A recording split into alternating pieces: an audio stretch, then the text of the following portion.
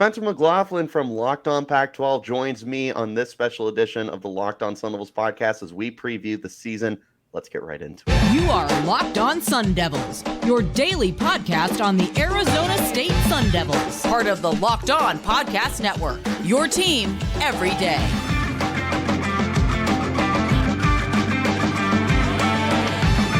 Hello and welcome back to the Locked On Sun Devils podcast, part of the Locked On Podcast Network, your team every day. My name is Richie Bradshaw, and I will be your guide for everything Arizona State Sun Devils. Thanks as always for tuning in. Shout out to the everydayers who are here every day, and thank you for making us your first listen of the day. Wherever you're getting your podcast, make sure you hit like and subscribe and turn on those notifications so you get an update whenever we post new content. You can stay in touch with that content by following me on Twitter/X at RichieBrads36, the podcast at LO_Sun Devils. Today's episode is brought to you by FanDuel Sportsbook, official sportsbook of Locked On. Make every moment more. Right now, new customers can bet $5 and get up to $200 in bonus bets guaranteed. Visit FanDuel.com/LockedOn to get started. And of course, joining me today is my good friend, Spencer McLaughlin of Locked On Pac-12 and of Locked On Ducks. Spencer, thank you so much for coming on. We got lots of Sun Devil stuff to talk about today. Yes, sir. Got to back the pack. And you know what? We'll go ahead and start with the most controversial topic that's happened the last couple of days with the Ray Anderson thing. You know, I have been very heavy on that between Sunday and Monday's episode, but I want to get the Pac-12 hosts' perspective on this. So I hand the mic over to you. Well, I think that fundamentally it is unfair that you are going to punish kids, coaches that were not a part of what actually went wrong. Now, at the same time, I understand why this all went down the way that it did. I don't think it's an accident that they chose to impose this in a season where making a bowl game was going to be the best possible outcome. I don't think that they're forbidding themselves from reaching a New Year's Six game or a high-level bowl game, you know, like the Outback Bowl or the Capital One Bowl, you know, something that has a good matchup. Like, I don't think Arizona State is going to get there. I don't even think they make a bowl game this year. I'm sorry. That's just my record prediction. But they literally won't, so. Okay, so there we go. I mean, I think from that part of it, it makes sense. But there is an element of it that doesn't make sense.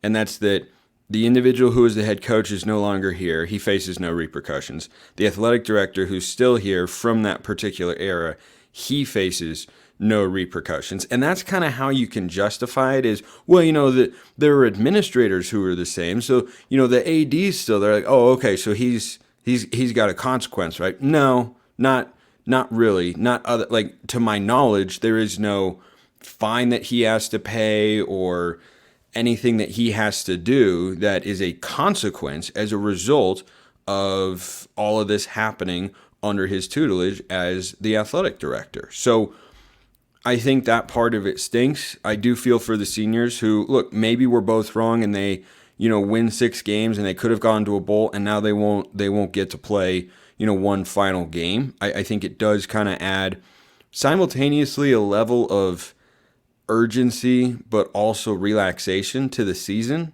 because it's really just reinforcing from a football standpoint what you and I both already think to be true, which is this is a rebuilding year for Arizona State. And now that you know you can't actually play for anything, you could technically play for a Pac-12 title. I think we both know that's not going to happen this year.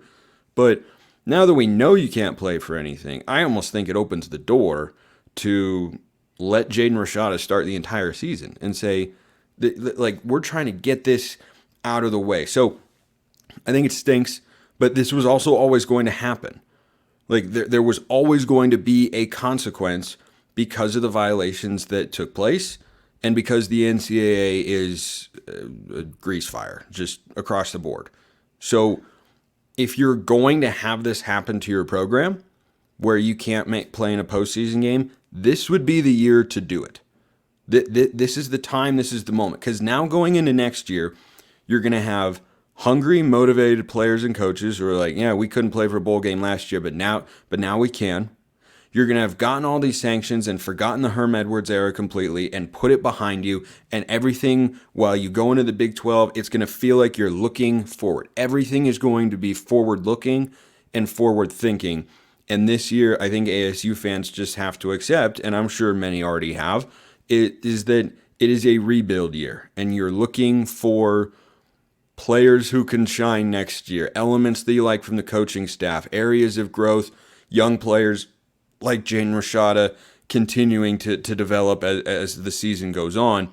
That's what you're examining here. And then lastly on this, I want to just shout out Kenny Dillingham, who, I had a good experience with last year as Oregon's offensive coordinator.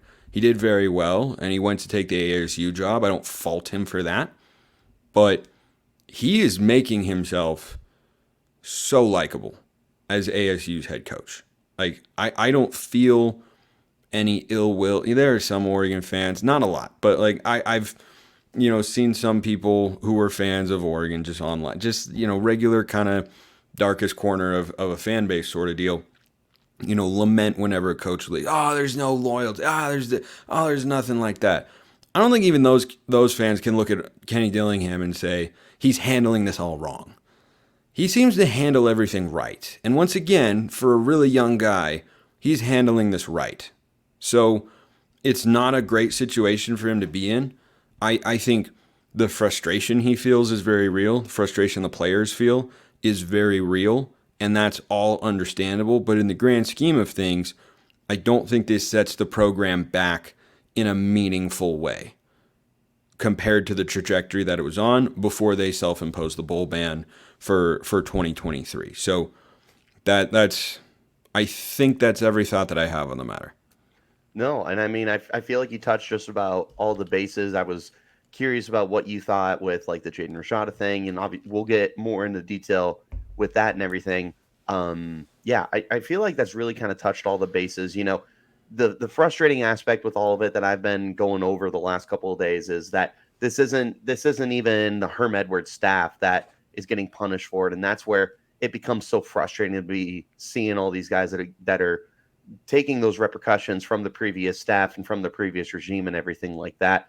I totally agree with you that like it doesn't come as a coincidence that this is the year that you give the bowl ban when there's no expectations for the Sun Devils. The thing that I don't like about it is that it's not Herm Edwards, and we all know that there's that connection between Herm Edwards and with Ray Anderson that goes back to his days coaching in the NFL and everything. They're very buddy. So to me, that just comes across even more shady of like, well, I'm going to protect my friend as much as possible. And I'm going to, we're going to pay off his contract when we fire him, and we're going to have a mutual parting and all that jazz. And then he's not even going to have to, reap the, I can't think of the phrase, reap what you sell. But yeah, just a big old mess, Spencer. Yeah, and that's the part of it that I think stinks for ASU fans and the community and alumni and people who want to see this program thrive as much as it can as they get ready to go to the Big 12. But it's a difficult situation, and the frustration should be targeted at Ray Anderson because if you had really had the program's best interest. Now, I'm not a lawyer. I am just theorizing here. Could you have looked at these violations and somehow made that into a for-cause firing of Herm Edwards rather than buying out the rest of his contract and paying him all the money and then taking, what he did that was wrong and laying the punishment at the feet of the people who come after him? If you just say all that out loud, kind of seems like there could have been a better way to handle it. Yes. And if ASU fans look at Ray Anderson and say, that's kind of the boogeyman right now, I don't know how to push back on that sentiment because that seems to be where everything is originating from, going back to the Herm Edwards hire, which, I mean, there were a couple of 8-win seasons in there, but it never felt like it was the right hire. And then it never felt like it was handled correctly. I mean, going into last year, We had big questions about Herm Edwards. He was one of the coaches who was going to probably get fired first if things didn't go well. The Eastern Michigan game definitely sealed his fate in that regard. But like the Scott Frost situation in Nebraska, if you're one bad loss away from saying, okay, we need a new coach, what are you waiting for? Because that means that you are several years into it. Like Herm Edwards and Scott Frost are great examples, just in college football broadly. If you are that close to being able to make a decision of we are moving on from him as our head football coach, then you should not go into the season with him as your head football coach. You just shouldn't.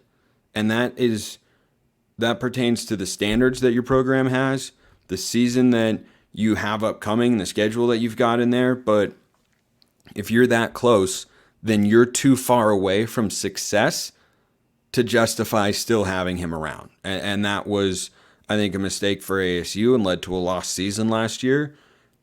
And now, essentially a lost season again this year. The good news is I really believe in Kenny Dillingham. The more I see him talk, he is mature, he is honest, he's passionate, he can recruit, and I saw him put together one heck of an offense with a highly rated quarterback that he had experience with up in Eugene a season ago. So I think there's a lot of optimism there, and focusing on the positives can be really, really challenging, but something that I think ASU fans should keep in perspective, that there are more positives than negatives here. It just feels really, really negative right now. And today's episode is brought to you by Betterhelp. Honestly, guys, there's just some really difficult things that we go through in life. And when I was in college, I was faced with having to change my major more than one time. And it was something that really took a toll on me. And, we're faced with tons of tough choices in our life, and the path isn't always clear. Whenever you're dealing with those decisions around your career, relationships, or anything else, though, therapy can really help you stay connected and really help you to navigate your life so that you can move forward with confidence and excitement. Trusting yourself to make decisions that align with your values, like anything, is the more you practice it, the easier it gets. If you're thinking of starting therapy, give BetterHelp a try. It's entirely online, designed to be convenient, flexible, and suited to your schedule. Just fill out a brief questionnaire to get matched with a licensed therapist and switch therapists anytime for no additional charge. Let therapy be your map with BetterHelp. Visit betterhelp.com/lockedoncollege today to get 10% off your first month. That's BetterHelp, HELP.com/lockedoncollege. And as always, thanks for tuning in, guys. Wherever you get your podcast, make sure that you hit like and subscribe. Turn on those notifications. We will be going over some record predictions tomorrow and towards the end of the podcast, so make sure that you guys are along for the ride. Back into our conversation here with Spencer Schultz. Gosh dang it, Spencer McLaughlin. You know what's funny is I started off a previous podcast messing that up, and now we're 13 minutes into here, and I messed that up too. Spencer, my apologies. I'll forgive you for now. I appreciate it. Let's go ahead and get back into our conversation. Can I have one more thought? Absolutely. On the Ray Anderson thing. So absolutely. This is to provide further justification that Arizona State fans deserve to be frustrated here. So this was tweeted out by Brad Denny, who covers ASU at CBS 5 earlier. And he tweeted out an excerpt that I wanted to make sure I brought up because I saw it earlier today and I knew we were going to record. And I was like, oh, that's interesting to say the least. Here's what Chief Hearing Officer Kay Norton wrote in the ruling on Tennessee, who had to pay a fine but did not undergo a bowl ban. Quote, "This case came to the committee at a time of great change for the association. Changes to the infractions process," first of all, this is already a word salad, bunch of crap.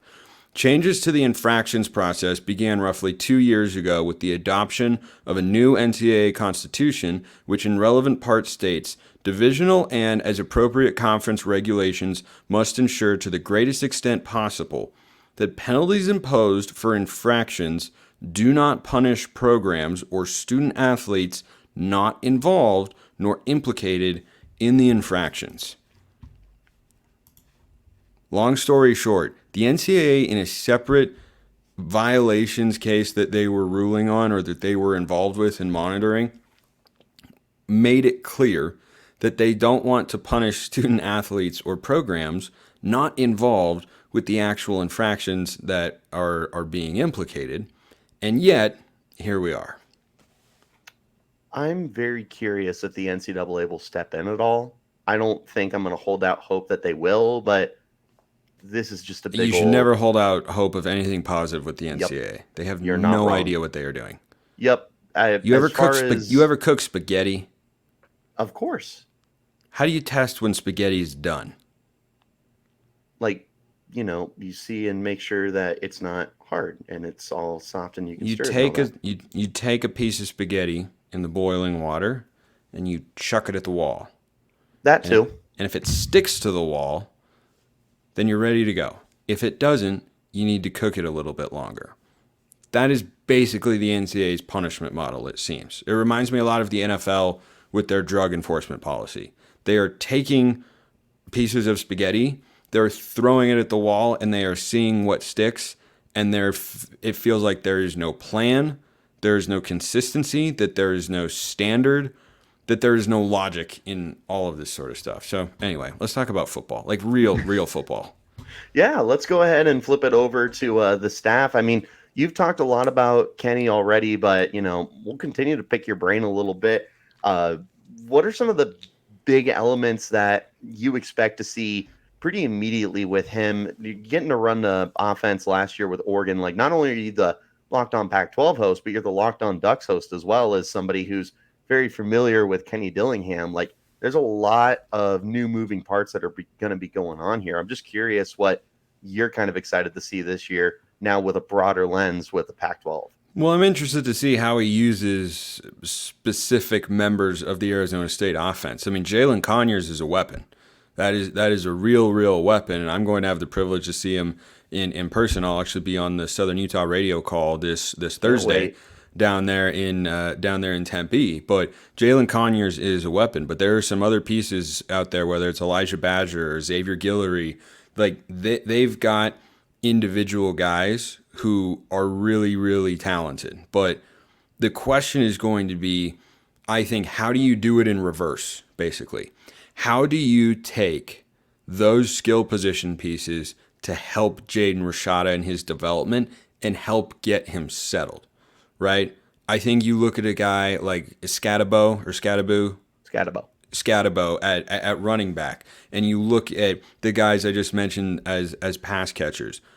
You have to be able to get them the football, but you need to be able to do it in a way that keeps your quarterback comfortable. Now, fortunately, Arizona State is going to be playing at a big advantage. We all know that on Thursday when they face off against Southern Utah.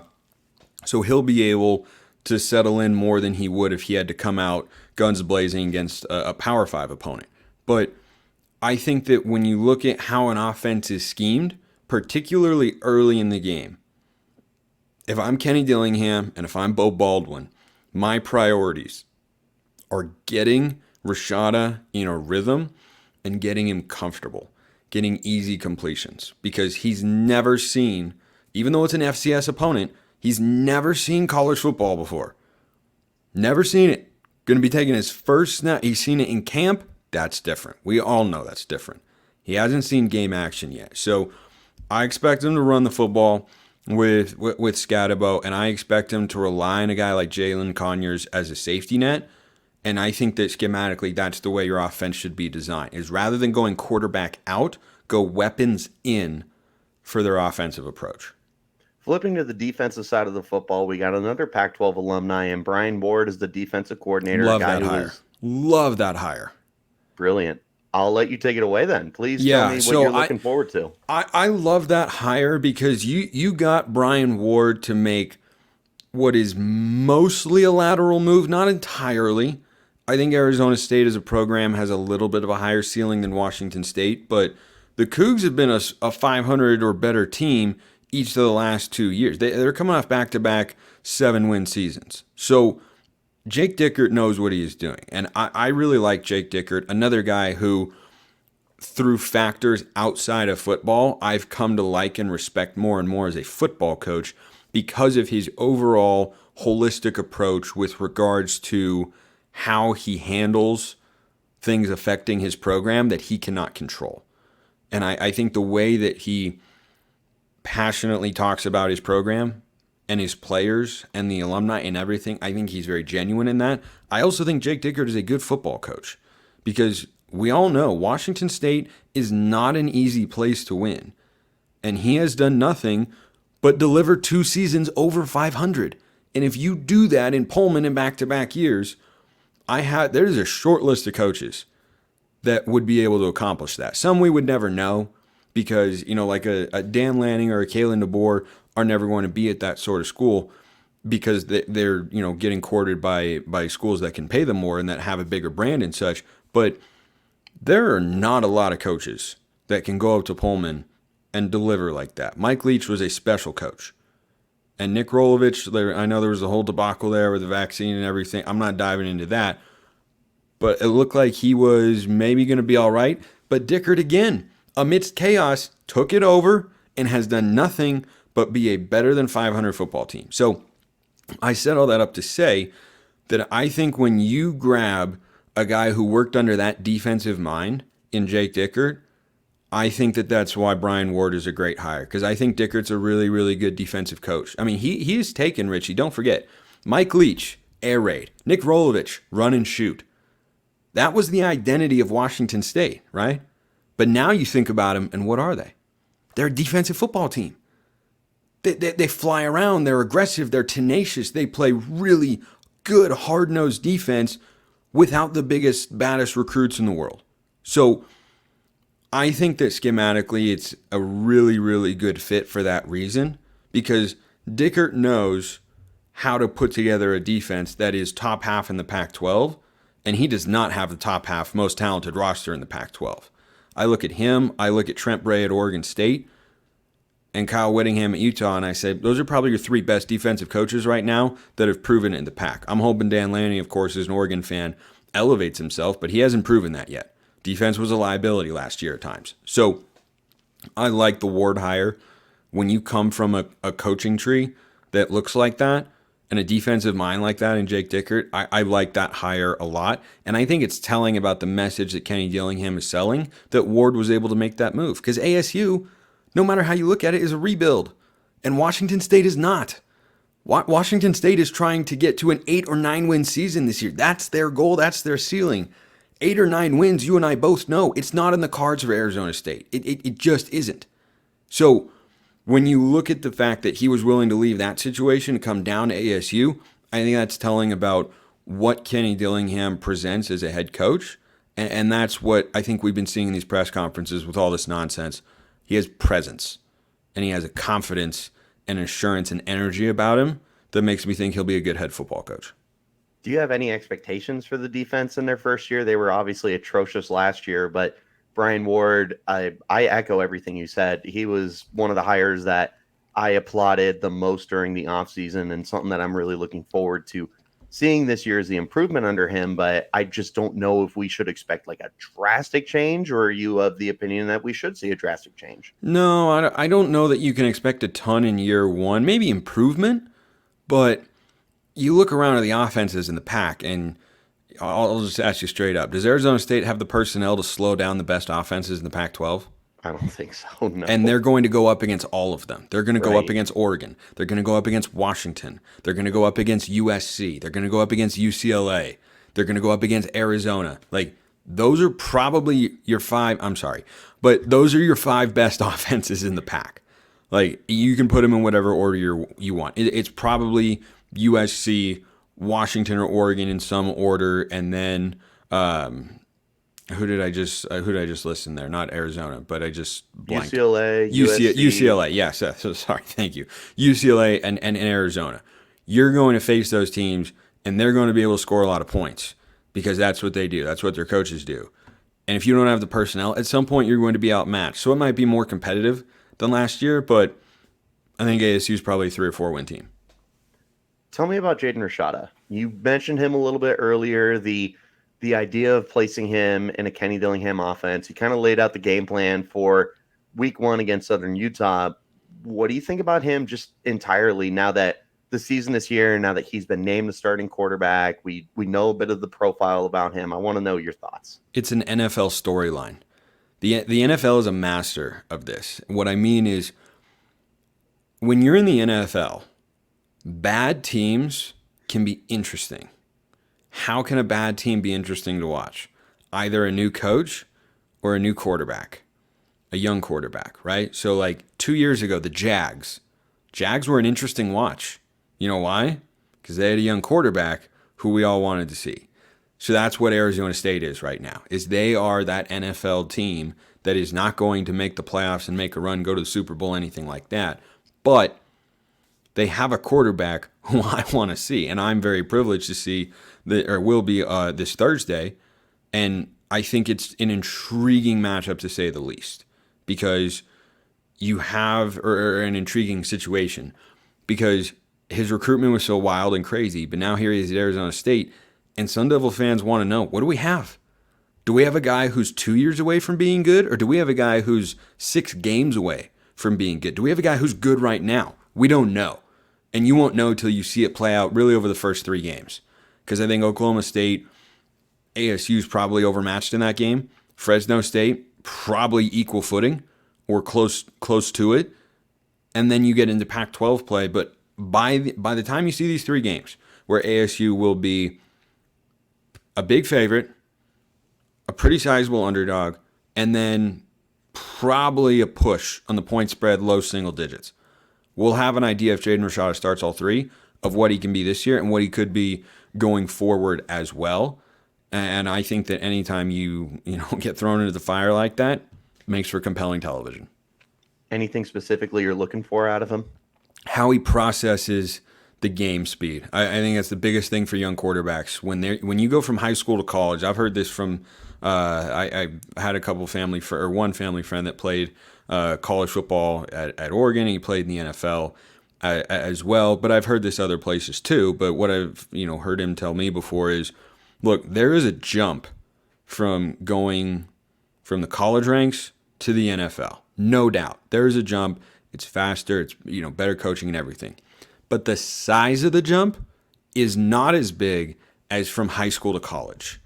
Because when you play college football, at any point in time, depending on what area of the country you come from, you might be on the field in college football with 6 or 7 other future pros and a bunch of guys who could almost make a roster. But if you come from a small town and playing high school football, at any point in time, you could be the only Division I football player on the field. Maybe not the only one. Like, he's from Pittsburgh, California. I'm sure he went up against some solid schools and such. But that jump, the gap between a Division I college football player and an average high school football player in a middling high school league, I don't remember the caliber of league Rashada played in exactly, that is larger than the gap between an NFL defense and a college defense. So that's what I always look for in a young quarterback, is how does he adapt to this? Can he slow the game down? Going back to my thoughts earlier on the easy throws, that's why I think you got to get him there, so that he can slow the game down a little bit, go through his reads, make good throws, and settle in, because it's going to go so much quicker than it did for him in high school.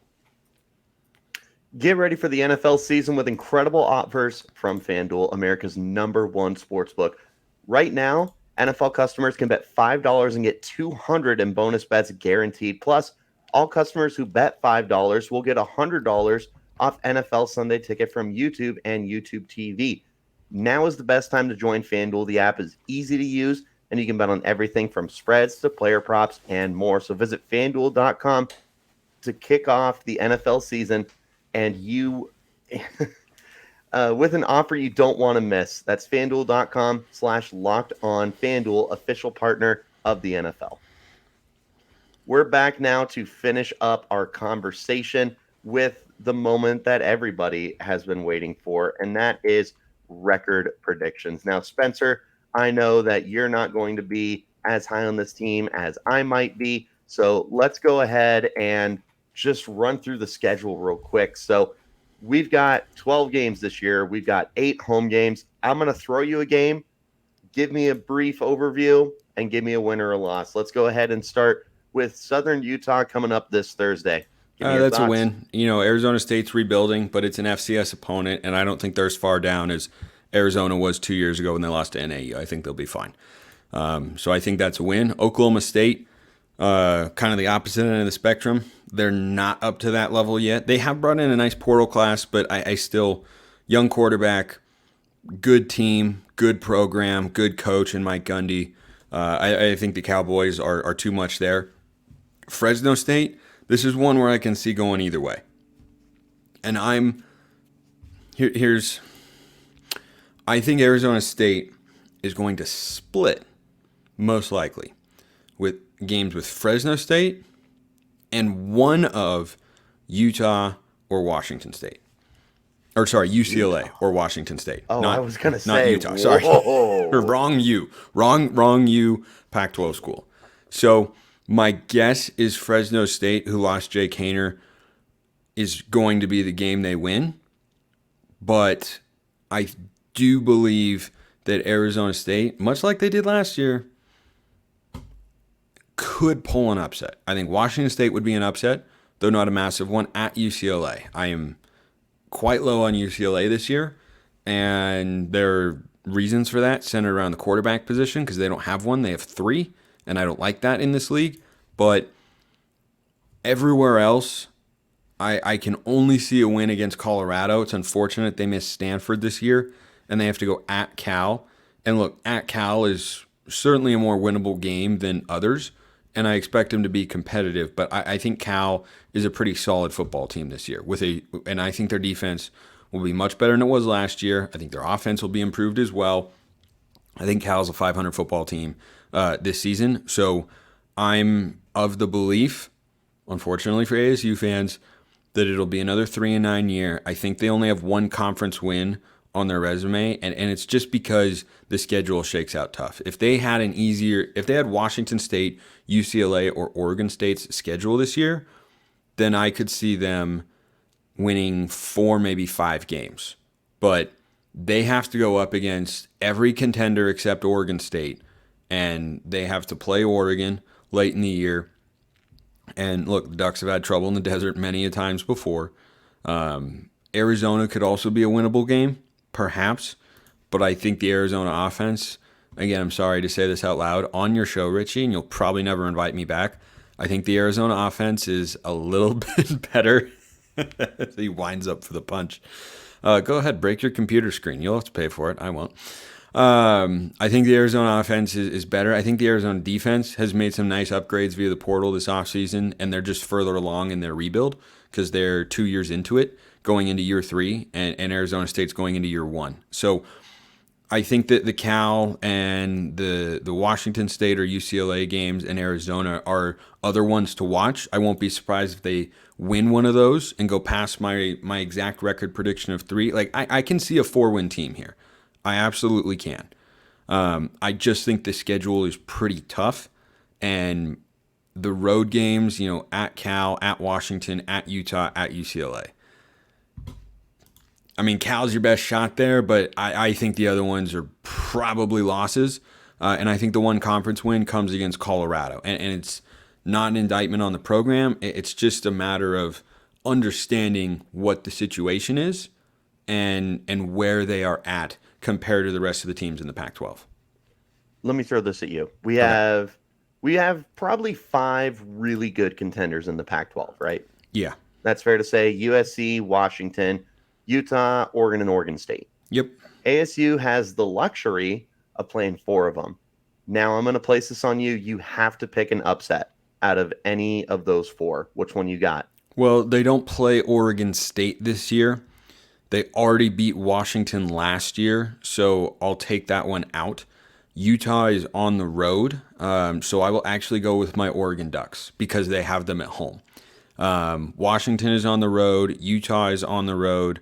USC is at home, but if I'm picking between what's the more likely upset. Now, to be clear, I don't think Oregon loses that game, but if you're telling me what's the more likely upset, Oregon each of the last 2 seasons with 2 different coaching staffs, but a decent number of the same players, though they've changed a lot defensively. But last year, they stumbled down the stretch in the regular season. If you're telling me which team, which coaching staff do I trust more to not go to Tempe and walk out with a loss, it would be the Lincoln Riley team. However, I don't suspect that either Oregon or USC will go down there and walk away with a loss. But I would go with the Ducks on that one. Besides U of A, what's the most important game on the schedule? Oklahoma State. You can change the entire tone and tenor and expectation around this program if you win that game. Because then you'll probably beat Fresno State, and suddenly you're looking up at a 3-0 start. And then you play USC, Cal, Colorado.